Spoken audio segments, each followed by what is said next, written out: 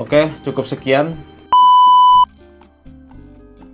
Ini kayaknya videonya panjang banget, entah nanti dibagi menjadi berapa. Tapi yang saya mau highlight di sini ialah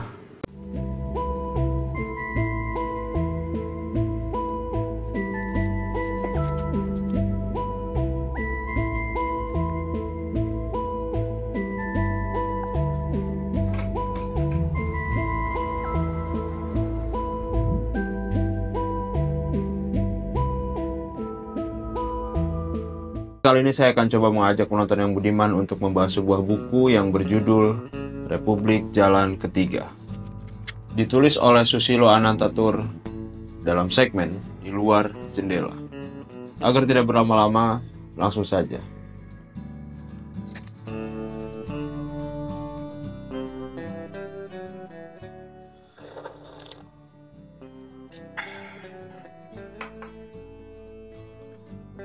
Oke. Secara singkat daripada persoalan administrasi dari buku ini, pertama, saya akan coba menjelaskan bahwa penerbitnya ialah Pataba Press.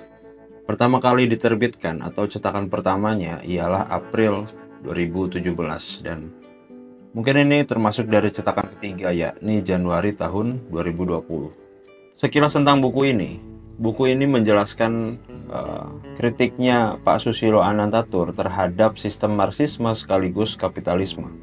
Dan tidak hanya itu, buku ini juga memberikan perspektif pendekatan yang bisa dikatakan lebih segar, lebih fresh, atau pendekatan alternatif, ialah berupa jalan ketiga. Kemudian kita memasuki pada bagian catatan dari penerbit. Pada bagian ini, kira-kira menggambarkan tentang spirit dari pembuatan buku ini, yang dimana buku ini membawa spirit untuk membuktikan keabsahan daripada studinya Pak Susilo Anantatur, yang pada saat itu ada seorang wartawan yang memiliki skeptisme terhadap studinya tersebut, kemudian menuduh bahwa Pak Sus atau tadi Pak Susilo Anantatur itu melakukan plagiarisme terhadap karyanya Anthony Giddens yang berjudul The Third Way atau Jalan Ketiga. Namun, sering berjalannya waktu, sang wartawan akhirnya membaca ulang kedua karya tersebut. Mungkin dalam konteks untuk membandingkan dan mencari kebenaran yang ia ingin ketahui selama ini. Dan wartawan tersebut bertemu pada satu kesimpulan yang kira-kira isinya ialah bahwa karyanya Pak Sus ini menguraikan masalah dari perspektif ekonomi dengan saran yang konkret. Berbeda dengan Anthony Giddens tadi ya, atau dalam karya yang berjudul The Third Way itu fokusnya adalah pada sudut pandang sosial politik. Kemudian tahun pembuatannya juga beda nih.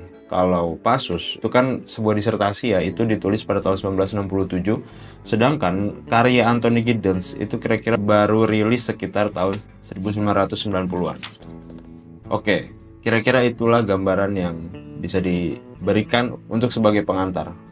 Tambahannya ialah bahwa karya yang berjudul Republik Jalan Ketiga ini merupakan terjemahan bebas daripada disertasi yang ditulis oleh Pak Sus. Kemudian kita bertanya lagi, mengapa Pak Sus menuliskan karya ini hanya berdasarkan ingatannya saja? Karena alasan keamanan pada saat itu di bawah rezim The Smiling General Suharto yang menganggap para pelajar yang belajar di Uni Soviet itu dianggap sebagai komunis, ateis, dan biang onar. Sehingga membuat Pak Sus menuliskan hanya berdasarkan ingatannya karena naskah aslinya tidak dapat dibawa kembali ke tanah air. Kira-kira seperti itu. Oke, kita lanjut coba lihat daftar isinya. Ini ada beberapa bagian. Singkat saja langsung memasuki pendahuluan.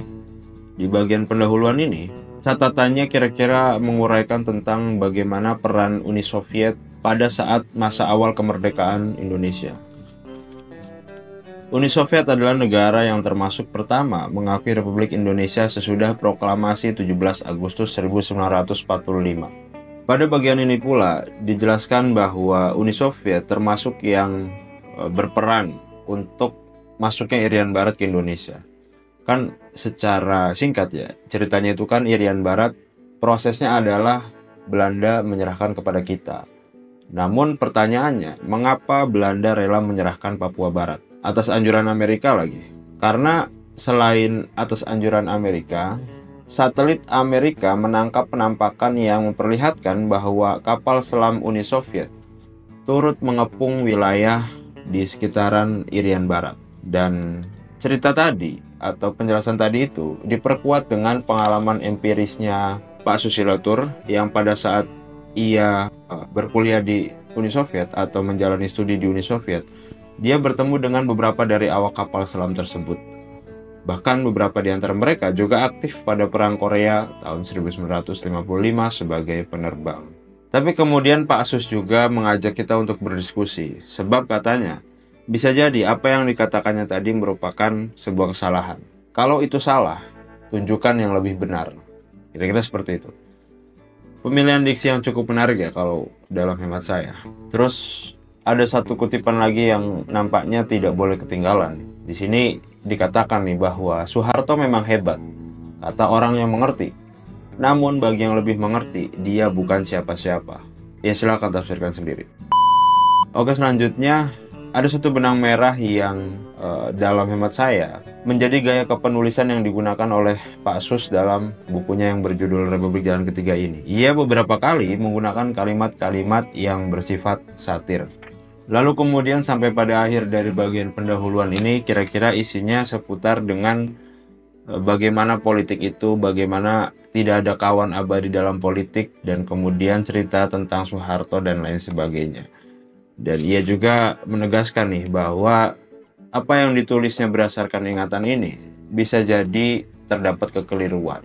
Namun bagaimanapun Pak Asus telah mengupayakannya. Itu sejalan dengan kata-kata mutiara lain. Kalau di sini tulisnya sebagai kata-kata mutiara lain yang tertulis primus inter pares, terbaik di antara yang baik dari ingatan yang kurang baik. Oke, selanjutnya langsung saja di bagian dongeng di balik fakta ini. Pak Asus menceritakan pengalamannya selama menempuh pendidikan di Rusia dan ia kesulitan untuk mengurus ijazah kelulusannya. Dan ia juga beropini bahwa Uni Soviet itu sudah mulai goyah dengan isu keterbukaan dan perestroika yang dimulai oleh Nikita Sergeyevich Khrushchev dan diselesaikan oleh Mikhail Gorbachev dan menjadi penyebab keruntuhan Uni Soviet pada tahun 1991. Pada bagian ini juga Pak Sus menyimpulkan bahwa Uni Soviet itu menggabungkan pemerintahan komunis dengan ekonomi kapitalis yang menjadi inti dari Republik Jalan Ketiga. Ia juga mengakui bahwa manusia rentan terhadap kesalahan. Ada kutipan lagi yang tadi saya udah ngecek ya, ini bahasa Jerman. Bunyinya ialah Irren ist menschlich, yang artinya kesalahan itu manusiawi. Oke, langsung kita memasuki bagian inti daripada buku ini. Yang bagian awalnya diawali dengan pembahasan mengenai tesis Karl Heinrich Marx. Karena tadi sudah dijelaskan bahwa buku ini ialah sebuah kritik terhadap Marxisme juga kapitalisme secara beriringan. Oke, pada bagian awal yang diberikan judul atau subjudul tesis Karl Heinrich Marx ini menjelaskan beberapa hal terkait dengan pemikirannya Karl Marx, tapi mungkin secara sangat-sangat sederhana ya. Namun sebelum kita memasuki pembahasannya, sebagai friendly reminder, saya sangat menyarankan untuk kalau ingin tahu lebih dalam dan maksudnya mempunyai interpretasi tersendiri, alangkah baiknya membaca dengan penuh buku ini. Mungkin nanti bisa cari di mana gitu ya. Waktu itu saya mendapatkan buku ini dari sebuah agenda pameran buku yang dikelola oleh kawan saya. Oke, lanjut ke pembahasan intinya. Pertama, saya akan mungkin mengutip atau juga bisa dikatakan membeberkan ulang apa hal-hal yang menarik dalam buku ini. Basisnya adalah tadi, hal yang menarik dan penting menurut saya. Maka yaitu tadi, kalau Anda ingin mendapatkan pemahaman secara utuh, alangkah baiknya untuk membaca secara full juga. Oke, langsung masuk ke bagian isi. Pertama, ia menyinggung bahwa kapitalisme berkembang karena Barat menggunakan dialektika Timur yang ortodoks. Kemudian mereka sadar bahwa cuma dengan dan lewat demokrasi, mereka berharap mampu menciptakan kemakmuran. Tapi, menurut Pak Asus, demokrasi itu memiliki definisi yang sangat-sangat beragam dan endless meaning. Ia mengutip Socrates bahwa negara yang baik akan terwujud jika dikelola oleh tokoh yang baik, bukan yang lain, dan bukan oleh partai dengan nama seindah apapun. Bagian ini menjelaskan tesis Karl Marx bahwa revolusi dapat terjadi di negara kapitalis yang paling maju, yang berfokus pada komunisme. Peran buruh dan tani dianggap utama karena penting bagi keberlangsungan negara kapitalis. Kemudian Karl Marx juga membayangkan suatu masyarakat tanpa kelas. Dalam masyarakat tidak ada yang bernama eksploitasi satu orang terhadap orang lain, satu kelas terhadap kelas lain. Dia mencontohkan masyarakat seperti itu adalah masyarakat dengan bentuk yang khas, masyarakat kapitalis. Lalu pembahasan berlanjut pada bagian di mana Pak Susilo-Tur coba menjelaskan bahwasanya Das Kapital, yang kemudian itu disebut sebagai salah satu magnum opusnya Karl Marx gitu ya, itu tidak murni ditulis oleh Karl Marx secara menyeluruh. Ia berbagi dengan dua pemikir lainnya. Yang pertama, ada sentuhan dari Hegel untuk memperkuat idenya. Maka kemudian banyak juga yang menyebut Karl Marx itu adalah Hegelian. Kemudian yang kedua ialah Friedrich Engels yang membantu dalam proses kepenulisannya. Dan coba kita kembali menguraikan pada sisi di mana kelihatannya Karl Marx coba menyarankan sebuah agenda revolusi dengan bentuk terciptanya masyarakat baru. Sebab dia sangat yakin, selama masyarakat dengan modal sebagai alat pemerasan, hukumnya dimanapun sama, yaitu eksploitasi satu kelas terhadap kelas yang lain. Nah, ini yang menurut saya cukup menarik dan bisa jadi highlight daripada kritik terhadap Marxisme oleh Pak Susilo Anantatur ya. Kira-kira penjelasannya seperti ini. Menurutnya, tesis Karl Marx itu tidaklah salah. Namun, mengapa itu tidak terjadi sampai sang teoretikus meninggal pada tahun 1883? Karena ada kelemahan dari tesis Karl Marx, bukan hanya kekurangan syarat objektif suatu revolusi, namun juga kelemahan dalam prasyarat hidup Karl Marx. Penjelasan lebih lanjutnya begini, komunis adalah orang atau kelompok orang yang berusaha memenuhi kebutuhan hidup dengan kekuatan sendiri, mengeksploitasi diri sendiri. Jadi komunis pun sejatinya eksploitator. Jika begitu, apa bedanya arti kapitalis? Kapitalis mencukupi kehidupannya melalui modal atau kapital yang dipunyai dengan mempergunakan pihak ketiga. Kesamaannya, dua-duanya eksploitator.